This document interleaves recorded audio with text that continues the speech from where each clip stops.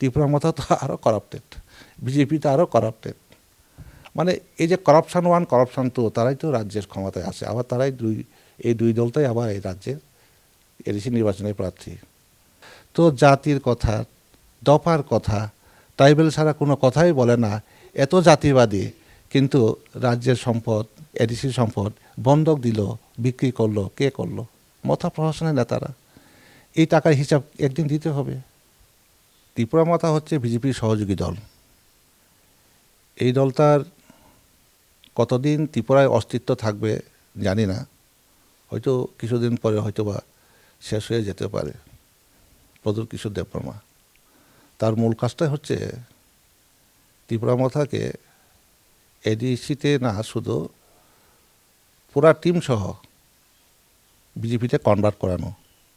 কিন্তু আমি এটা বলবো আপনাদের মাধ্যমে, এবার নির্বাচনে বামফ্রন্ট ঘুরে দাঁড়াবে।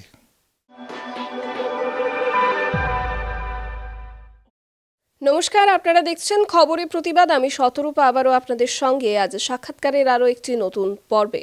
আর হাতে গোনা মাত্র কিছুদিন তারপরেই ত্রিপুরা স্বশাসিত জেলা পরিষদের নির্বাচন হতে চলেছে আগামী 12ই এপ্রিল। এর আগে আমরা বিভিন্ন কেন্দ্রের যারা প্রার্থীরা রয়েছেন বিভিন্ন দল থেকে তাদের সাথে কথা বলছি, তাদের মতামত জানতে চাইছি। এই মুহূর্তে আমার সঙ্গে রয়েছেন 22 কাঠালিয়া মির্জা রাজাপুর কেন্দ্রের সিপিআইএম মনোনীত প্রার্থী পরীক্ষিত মোরা সিং। নমস্কার, আপনাকে স্বাগত খবরে। নমস্কার। প্রথমত যে প্রশ্নটা থাকবে যে এবারের যে স্বশাসিত জেলা পরিষদের নির্বাচন, সেই নির্বাচনে দেখা যাচ্ছে প্রায় চতুর্মুখী বা পঞ্চমুখী ভোট হতে চলেছে। সে জায়গায় উল্লেখযোগ্য বিষয়, রাজ্যের যে শাসক দল বিজেপি এবং ত্রিপুরা মাথা যারা রাজ্যে শরিক এবং জোট সরকার হিসেবে রয়েছে, কিন্তু এডিসিতে তারা ভিন্ন ভিন্নভাবে লড়াই করছে। এই বিষয়টাকে আপনি কিভাবে দেখছেন? আসলে আপনারা অনেক দূর থেকে এসেছেন, তো আমি যে প্রশ্ন এটা বলবো, তারা রাজ্য সরকারের একই সঙ্গে ক্ষমতায় আছেন এবং এডিসিতে এই নির্বাচনে তারা ভিন্ন ভিন্ন দাঁড়িয়েছেন। এটা ধরে নিন আরএসএসের হয়তো পলিসি মেকিংও হইতে পারে। এটা পরিষ্কার কথা আমি বলবো আপনাদের। ত্রিপুরা মাথা এবং বিজেপির মধ্যে তারা এই যে ভিন্ন প্রার্থী দেওয়া এডিসিতে, আমি আপনাদের মাধ্যমে বলবো ত্রিপুরা মাথা হচ্ছে বিজেপির সহযোগী দল। এই দলটার কতদিন ত্রিপুরায় অস্তিত্ব থাকবে জানি না, হয়তো কিছুদিন পরে হয়তো বা শেষ হয়ে যেতে পারে। কিন্তু ত্রিপুরা মাথার যে নেতা, বিশেষ করে রাজ পরিবারের যে সদস্য প্রদুর কিশোর দেববর্মা, তার মূল কাজটাই হচ্ছে ত্রিপুরা মাথাকে এডিসিতে না, শুধু পুরা টিম সহ বিজেপিতে কনভার্ট করানো। কাজে এই বিষয়ে আমি বলবো ত্রিপুরা মাথা এডিসিতে আলাদা, বিজেপি এডিসিতে আলাদা, নিশ্চয়ই একটা প্রার্থী দিয়েছে এখানে, কিন্তু এটা ত্রিপুরা রাজ্যের মানুষের কাছে এমন কিছু বিষয় না যে ত্রিপুরা মাথা এবং বিজেপি যে আলাদা দাঁড়ালেও ত্রিপুরা রাজ্যের মানুষের কাছে, সাধারণ ভোটারদের কাছে এই গুরুত্বটা সাধারণ মানুষ বুঝে এবং ত্রিপুরা মাথায় বিজেপি, বিজেপি ত্রিপুরা মাথা, এটা সাধারণ মানুষ জানে। কাজে এখন যে মূল কথা হচ্ছে ত্রিপুরা মাথা বিজেপি তারা আলাদা বুথে দাঁড়িয়ে, বিশেষ করে আমাদের রাজ্যের যারা ধর্মনিরপেক্ষ শক্তি, বিশেষ করে বাম গণতান্ত্রিক শক্তি, আমরা যারা আসছি ত্রিপুরাতে, তারা আমাদের মানে শক্তি তাকে দুর্বল করতে চাইছে, কিন্তু এটা কখনো সম্ভব হবে না। আমি আপনাদের মাধ্যমে বলবো বামপন্থী শক্তি, সিপিআইএম দলের শক্তি, গণমুক্তি পরিষদের শক্তি অতীতেও ছিল, এখনও আছে, এবং এই নির্বাচনে আরও নতুনভাবে আমাদের শক্তি সমৃদ্ধ হচ্ছে। একটা সময় কিন্তু রাজ্যের যে এডিসি রয়েছে সেখানে গণমুক্তি পরিষদ অর্থাৎ জিএমপি একটা আলাদাই প্রভাব ছিল। সময়ের সাথে সাথে সেটা কিছুটা হলেও ম্লান হয়ে গেছে। তো এবারের নির্বাচনে জিএমপি বা সিপিআইএম কতটা ঘুরে দাঁড়াতে পারবে, বা জনগণের তরফ থেকে কতটা সমর্থন আপনারা পাচ্ছেন, যে ডোর টু ডোরে যাচ্ছেন, প্রচারে যাচ্ছেন, মানুষের কি প্রতিক্রিয়া? আমরা যে বাড়ি বাড়ি প্রচার যে আমরা সংগঠিত করেছি আমাদের বামফ্রন্টের তরফ থেকে, আপনারা নিশ্চয়ই দেখছেন মিডিয়া, সোশ্যাল মিডিয়াতে আমাদের যে ডোর টু ডোর প্রোগ্রাম। আমার রাজনীতি জীবনে আমি এই কাঁঠালিয়া মির্জা রাজাপুর এলাকাতে প্রায় আজকে এই 2026 সালে এডিসি নির্বাচন সেটা পঞ্চমবারের। আমি 2000 সাল থেকে এখানে বামফ্রন্টের পক্ষ হিসাবে ক্যান্ডিডেট ছিলাম। কিন্তু সবচেয়ে বেশি এই দুঃসময়ে এবং এই পরিস্থিতিতে একজন বামপন্থী কর্মী হিসাবে আমরা বাড়িতে জনসংযোগের কাজে সবচেয়ে বেশি যুক্ত। কাজে আমি প্রার্থী হিসাবেও যুক্ত এবং পার্টি কর্মী হিসাবেও সেখানে সবচেয়ে বেশি যুক্ত। কিন্তু আমি দেখলাম, আমি ব্যক্তিগতভাবে সোনামুড়া, উদয়পুর, শান্তিবাজার, বিলোনিয়া, এটা তো 4টা সাব ডিভিশনের মধ্যে, তো সব জায়গাতেই আমি যেখানে আমাদের বামপন্থী বা নেতৃত্বরা যেখানে আমাদের ডোর টু ডোর প্রোগ্রামে যেতে বলেছে আমি যেখানে যাচ্ছি, কিন্তু অভূতপূর্ব সারা আমাদের। বিজেপি ত্রিপুরা মথা, বিশেষ করে বিজেপির কথা আমি বলবো, বিজেপির বুথ কমছে এবং ত্রিপুরা মথা তো বিভ্রান্ত বুথ। ত্রিপুরা মথার মধ্যে 3-4টা পার্ট হয়ে গেছে, রাজ্যে যেমন হয়ে গেছে। আপনারা নিশ্চয়ই জানেন রাজ্যের ক্যাবিনেট মিনিস্টার থেকে শুরু করে এমএলএ, বিধায়ক, এডিসি মেম্বাররা তো 2-3 জন বিজেপি ক্যান্ডিডেট হয়ে গেল। কিন্তু আমি এটা বলবো আপনাদের মাধ্যমে, এবার নির্বাচনে বামফ্রন্ট ঘুরে দাঁড়াবে। আমি এর চেয়ে আর বেশি কিছু বলবো না।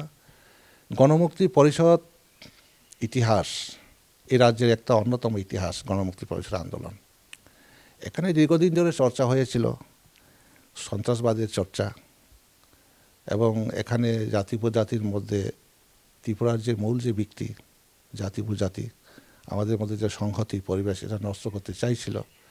এটা হয়তো খানিকক্ষণের জন্য কিছুটা তারা এটা সফল না বললেও এটা তারা হয়তো মালুম করতে পারছেন।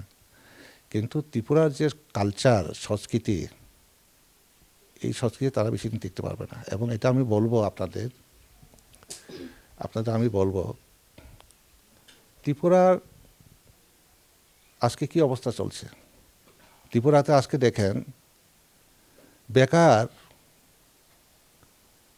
সমস্যার সবচেয়ে মারাত্মক, এবং আদিবাসী এলাকাতে আজকে এখন এই সময়টার মধ্যে আমরা বামফ্রন্ট যখন ছিল তখন এই চৈত্র মাসের মধ্যে আমাদের উপজাতি এলাকাতে কোনো অভাব আমরা রাখিনি।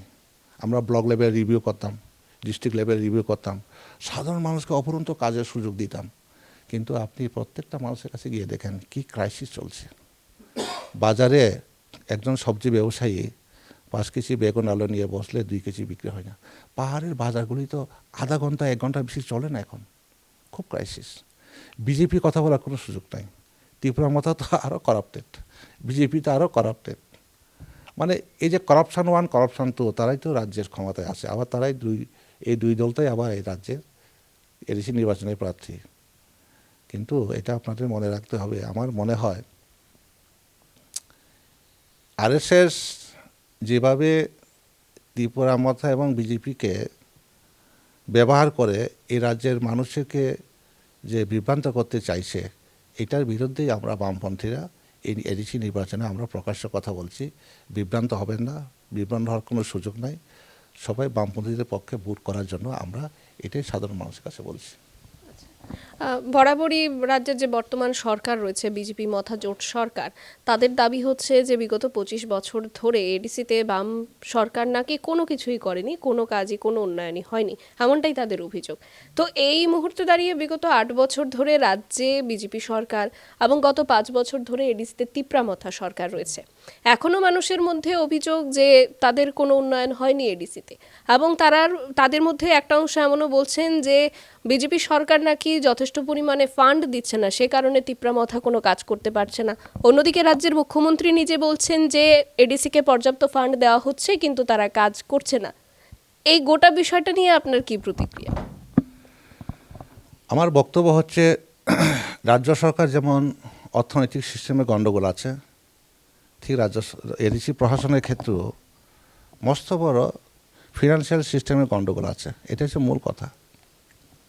আমি তো এডিসি এক্সিকিউটিভ মেম্বার ছিলাম, রাজ্য সরকার অফিসার যেমন আমার পরিচিত আছে, এডিসির অফিসারও তো আমার পরিচিত আছে, কাজে এটা গোপন করা কিছু বিষয় নেই।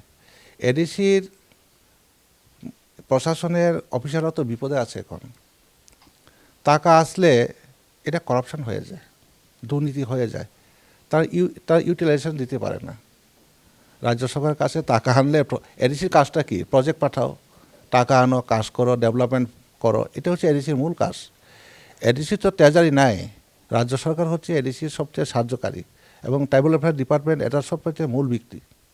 কিন্তু এখন সিস্টেম না গণ্ডগোল। রাজ্য সরকার টাকা না দিয়ে উপায় কই? রাজ্য সরকারকে সেন্ট্রাল গভর্নমেন্ট টাকা দিতে হয়, এডিসি প্রশাসনকেও রাজ্য সরকার টাকা দিতে হয়। হয়তো দুইটা রাজনৈতিক দল একই সঙ্গে সরকারে আছে থাকলেও হয়তো বিজেপির যে নিয়ম নীতি তার মধ্যে হয়তো আমাদের বামফ্রন্ট প্রশাসনের সময় যেভাবে আমরা করতাম সেরকম নাও থাকতে পারে সুযোগটা। কিন্তু একটা প্রশাসনকে টাকা না দিয়ে উপায় কই? আসল কথা হচ্ছে সিস্টেমে গণ্ডগোল। আপনি দেখবেন যে এডিসিতে করাপশনের কথা আমি যেটা বলছি, দেখবেন আপনারা যতগুলি এডিসিতে আমরা ইনফ্রাস্ট্রাকচার করেছি, এডিসির মন্ত্রী, এডিসি এমরা জানে এই কোন কোন দপ্তরে আমার কোনখানে ইনফ্রাস্ট্রাকচার আছে, তারা জানে না তো। আমি অনেক সময় জিজ্ঞেস করেছি, আপনাদের দপ্তরে যে সম্পদগুলি আপনারা একটু খোঁজখবর নিন, জানে না। ইন্ডাস্ট্রি, স্পোর্টস, কালচার, স্কুল, হ্যাঁ, তারপরে হেলথ আছে তো। আমাদের এডিসি অনেক দপ্তর আছে। আমরা তো এডিসিতে থাকার সময় প্রশাসনে, আমি তো এডিসি এক্সিকিউটিভ মেম্বার ছিলাম, আমরা তো প্রতিদিন আমাদের প্রোগ্রাম করে আমরা শেষ করতে পারি নাই, যা টাকা পয়সা আছে। কিন্তু সিস্টেম যদি না থাকলে আপনি করবেনটা কি? আপনার প্রশাসনিক হিসাব না রেখে যদি ওই পিডব্লিউ অফিসে যদি খোঁজ রাখে এডিসি মেম্বার, এমএলএ, মন্ত্রীরা, তখন আপনার ডিপার্টমেন্ট কি হবে? তো রাজ্য সরকারের অবস্থাও তাই। রাজ্য সরকার থেকেই তারা শিখে, একই সঙ্গে সরকারে আছে। আমি শেষ কথা আপনাদের বলি যে কি একটা অবস্থা চলছে রাজ্য সরকারের। যে বিশেষ করে এখন আমরা এডিসি ইলেকশন, তো এটা সবটা বলা ঠিক না, কিন্তু আপনারাও জানি, আমরাও জানি। কিন্তু এই সময়টার মধ্যে আপনারা শুনছেন যে করাপশন কোন জায়গায় গেছে। এই যে হরিনা দেওয়ার মতো লোকও তো এডিসি চালাইছে, আমরাও তো চালিয়েছি, অগর দেওয়া থেকে শুরু করে আমাদের বামপন্থীদের কালচার আপনারা দেখেছেন। কিন্তু ওই যে ডম্বুর বান তো বন্ধক দিয়ে খেতে লাগে না, হ্যাঁ।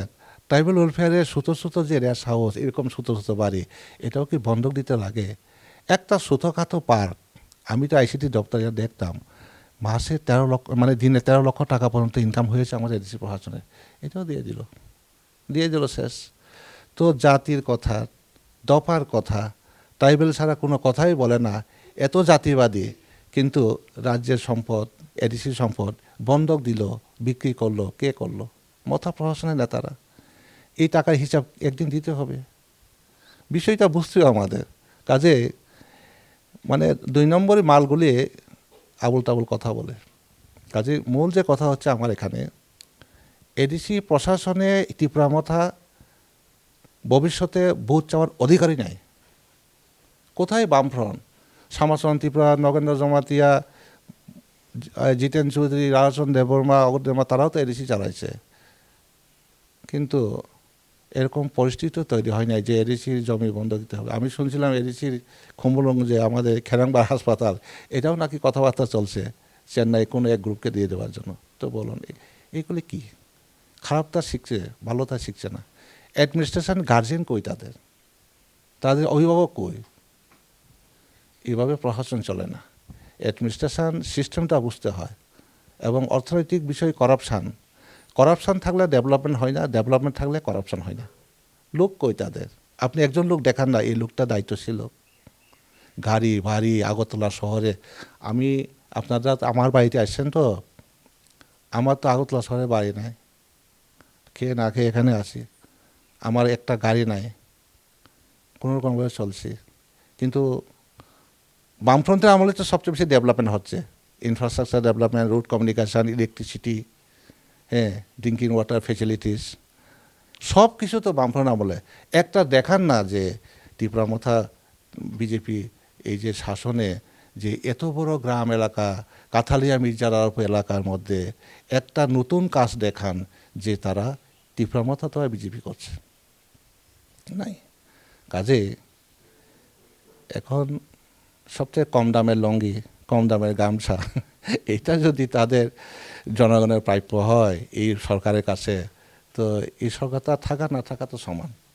লুঙ্গি, গামছা, কম দামের এই সমস্ত মানে ওয়ান টাইম প্রোগ্রাম, এটা কি গভর্নমেন্টের কাজ নাকি? এটা আপনাদের বললাম আরই কথার প্রসঙ্গে।